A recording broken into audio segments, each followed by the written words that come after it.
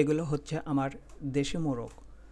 দেশি মোরগের কয়েকটা আপনাদের মাঝে তুলে ধরলাম, এবং আপনারা যারা আমার ভিডিওটি দেখছেন তারা অবশ্যই আমার ইউটিউব চ্যানেলটি সাবস্ক্রাইব করবেন, এবং যাদের মুরগি পালন বিষয়ক তথ্য প্রয়োজন আমার সাথে যোগাযোগ করতে পারেন।